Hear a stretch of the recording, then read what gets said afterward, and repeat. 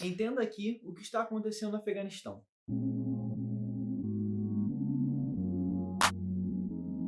Para quem não me conhece, meu nome é Lucas Assunção e aqui vamos falar sobre mercado financeiro, economia, política e muito mais.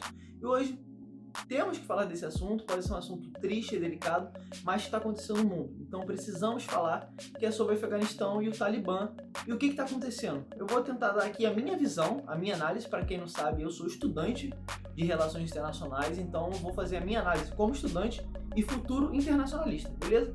Então não encarem isso como uma verdade absoluta.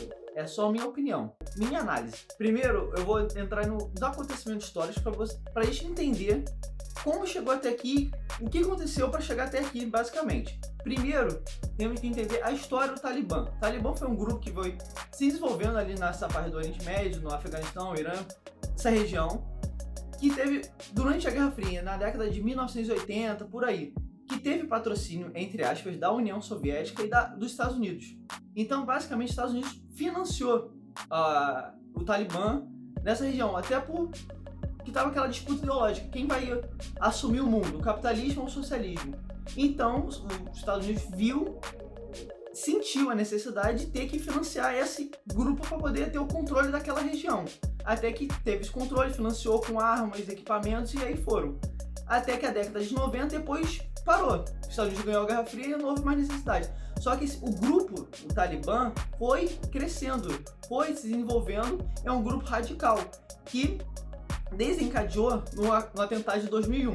E tem um erro que a galera comete, que é de achar que o atentado de 2001 das Torres Gêmeas foi pelo Talibã. Não, o Talibã somente apoiou a Al-Qaeda, que foi responsável pelo atentado.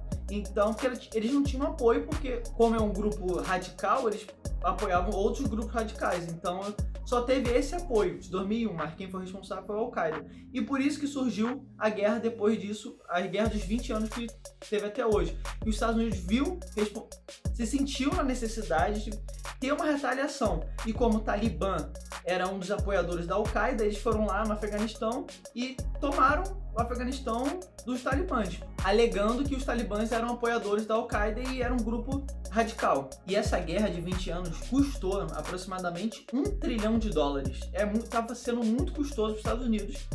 E não havia mais necessidade para eles, já que eles estavam supostamente treinando e dando armamento para a população do Afeganistão para eles poderem se preparar contra o Talibã, caso eles fossem sair. Porque eles já avisaram, o governo americano falou que eles não iam ficar lá para sempre, que eles iam preparar o povo, que uma hora ou outra eles iam sair. Então, para quem está criticando o Biden, ele só cumpriu o que os Estados Unidos falou. Ele pode cumprir de forma errada, de forma abrupta, somente isso. E atualmente a gente vê que está basicamente o Talibã contra a população. Podemos ver aqui no vídeo do Wall Street Journal, mostrando aqui, ó, as pessoas com o avião dos Estados Unidos estava indo embora, o aeroporto lá estava lotado, as pessoas com medo também do Talibã. E como é um grupo radical, você perde sua liberdade. Eu vou desenvolver aqui conforme o vídeo, para vocês entenderem por que as pessoas estão tão desesperadas de querer sair do Afeganistão agora. Vamos ver o vídeo aqui.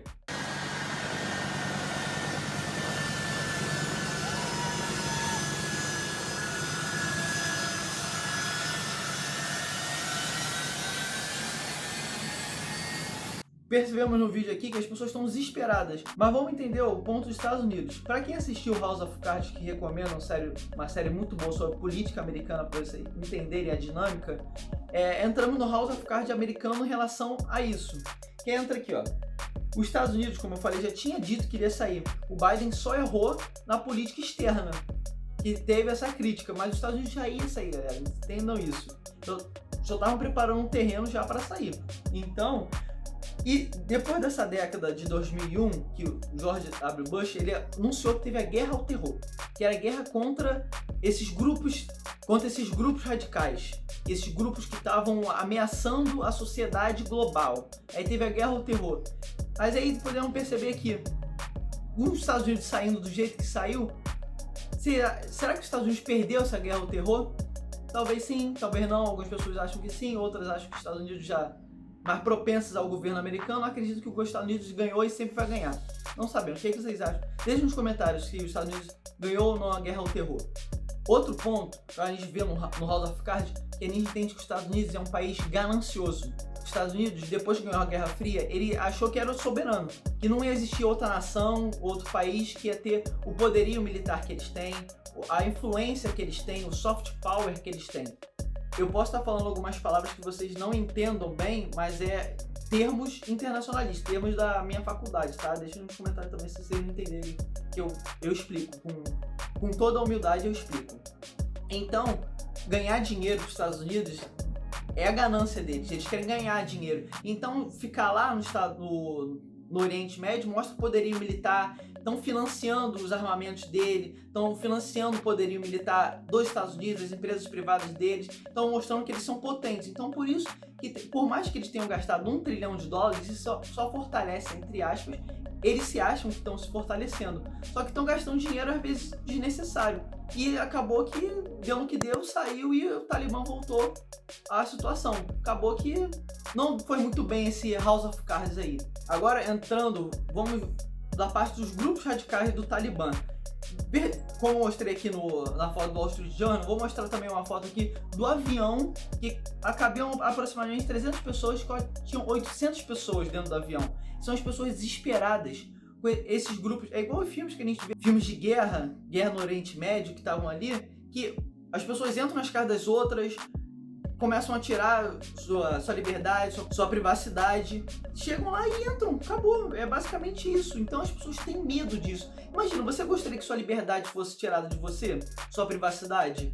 Imagina você não poder escolher o que você quer fazer, o que você quer, para onde você quer ir, sua vestimenta. Vou entrar aqui na parte também da vestimenta, ainda mais com as mulheres, coitadas das mulheres lá, vão sofrer muito. Vou deixar também uma matéria aqui da referência também do Wall Street Journal, de um repórter, como foi a dinâmica dele para tentar sair do país. Ele poderia sair, mas como foi a dinâmica da entrada do Talibã, que não foi uma guerra, o governo do Afeganistão praticamente entregou, porque eles têm medo do Talibã. O poderio militar deles e a força, o medo que eles impõem é muito grande, então eles se entregaram.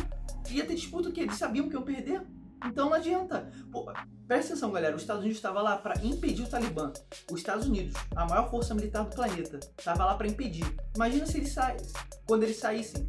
E os Estados Unidos achou mesmo que o Afeganistão ia dar conta desse poder militar, sendo que eles tinham que estar lá para proteger.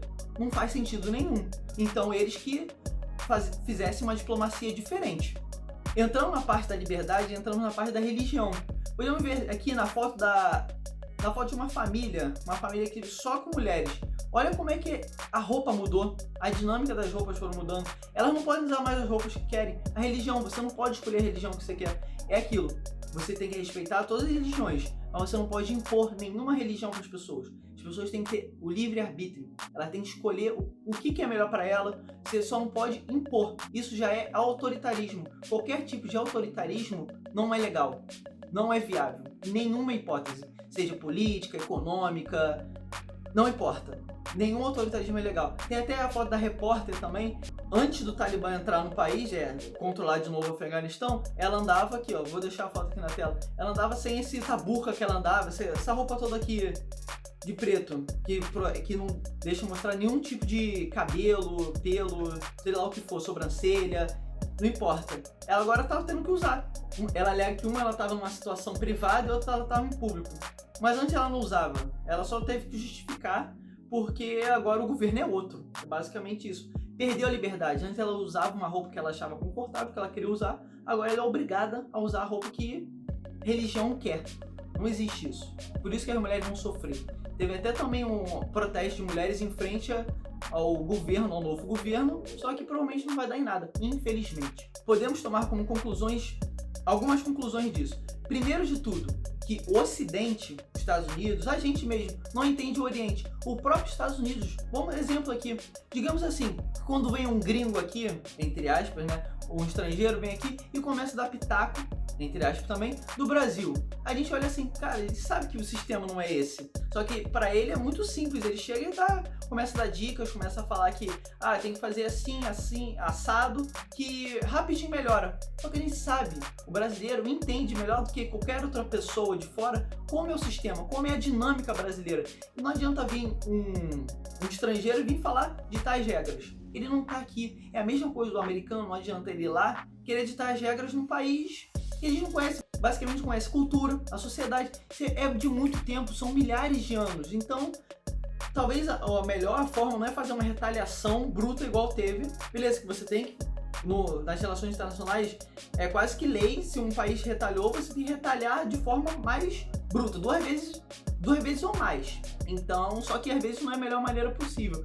Então é aquilo, a gente tem que entender a dinâmica do país que está ali. Não adianta a gente querer resolver os problemas com achismo. A gente tem que ter fatos e dados para resolver os problemas. Assim, os Estados Unidos perdendo força, a Ásia começa a ganhar força. Como? Vocês vão entender aqui. A Ásia que eu digo, a Ásia, a parte da Rússia ali, a China principalmente, os países asiáticos ali começam a ganhar força nesse território. Por quê? Porque como os Estados Unidos perdeu poder militar, moral, econômico, político naquela região, o Talibã simplesmente vai começar a fazer negociações, porque aquela região envolve muito petróleo. Os Estados Unidos, como eu falei, é ganancioso. Petróleo é o quê? Dinheiro. Mas vai começar a fazer negociações com outros países. Já até visitou. Já visitou a China, já visitou a Rússia, como se fossem viagens políticas mesmo. Então agora vai fazer o quê? Negócios com a China e com a Rússia. Nunca com os Estados Unidos. Os Estados Unidos agora está perdendo força nessa região, e como eu falei, a Ásia, a China e a Rússia principalmente, ganham força nessa região. Aí entramos aqui no discurso do Ron Paul, que ele fala assim: será que os Estados Unidos entrou num blowback? Será que os Estados Unidos causa o blowback? O que é o blowback? Vamos dizer assim, os Estados Unidos causa mais guerras do que ele gostaria? Sim.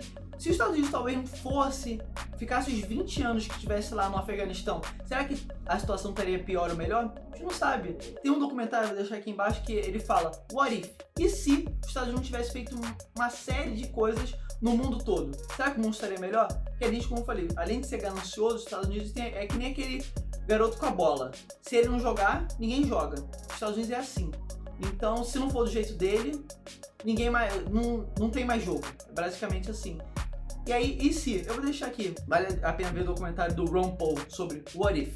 E por último, falando dos investimentos, cria uma maior tensão global sobre como vai ser a dinâmica dos Estados Unidos, como vai ser a dinâmica desses grupos radicais, se eles vão aumentar ou não, se vai voltar aquele medo, principalmente dos aeroportos, e as pessoas tendem a tirar seus investimentos da renda variável, que é o investimento mais arriscado, e deixar eles investimentos mais seguros, ou até em reservas de valor, que é ouro. Reserva de valor hoje também, como moeda, não deixa de ser o dólar, mas as pessoas tendem a fazer isso por medo do que pode acontecer amanhã.